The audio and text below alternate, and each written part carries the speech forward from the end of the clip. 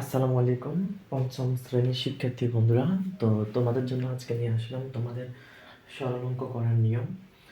পৃষ্ঠা নাম্বার হচ্ছে 13। চলো আমরা অঙ্কটি কীভাবে করি সহজে করে নিই, সবাই দেখে নাও। আমরা প্রথমে এভাবে সমান সমান দিব, দেওয়ার পরে এখানে যে 300 লেখা আছে আমরা 300 দিয়ে দিব। 300 দেওয়ার পরে মাইনাস চিহ্ন দিয়ে দিব। মাইনাস চিহ্ন দেওয়ার পরে একটা ব্রেকেট দেখতে পাচ্ছ, এখানে বলছে এটাকে গুণ করার জন্য, এরপরে যোগ হবে, যোগ হওয়ার পরে আবার এটাকে গুণ করার জন্য, তো আমরা ব্রেকেট দিয়ে দিব। ব্রেকেট দেওয়ার পরে এটা আমাদের গুণ করতে বলছে, আমরা এটাকে এখানে গুণ করব। আমরা এখানে দিব 1 8, তারপরে নিচে দিব 5, এটা গুণ করার জন্য বলছে। আমরা জানি 5 8 40, 40-এ শূন্য বসবে, হাতে আছে 4, 5 একে 5, 5 আর 4-এ 9, তাহলে আমরা এখানে পাইছি 90। তাহলে আমরা এখানে দিব কত? 90। 90 দেওয়ার পরে এখানে আমরা যোগ চিহ্ন দিয়ে দিব। আমরা এখানে যোগ চিহ্ন দিয়ে দিব। যোগ চিহ্ন দেওয়ার পরে আমরা আবার এটাকে গুণ করব। এটাকে আমরা দিব 4 5 45, তারপরে নিচে দিব 3। এটাকে 3 দেওয়ার পর আমরা এখন লিখব 3 5 15, 15 5, হাতে আছে 1, তারপরে 3 4 12, 12 আর 1 13।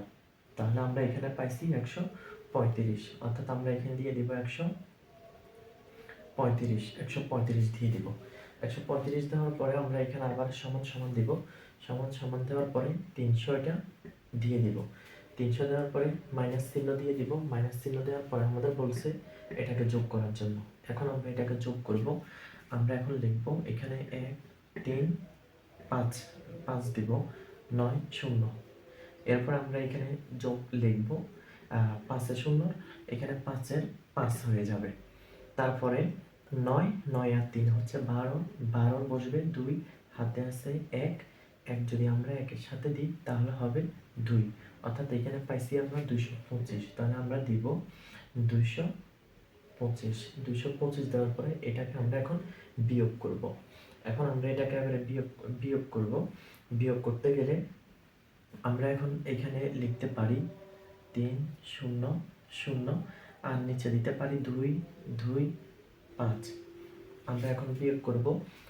যেহেতু এটা বিয়োগের সিস্টেম একটু আলাদা, তাই আমরা এখানে এটাকে ধরবো 10, 0 এটাকে মনে মনে 10 ধরবো।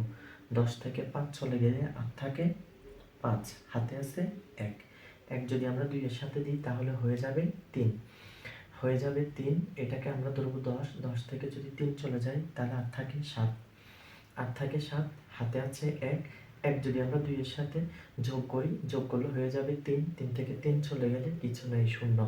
তার মানে এখানে হচ্ছে 75 উত্তর।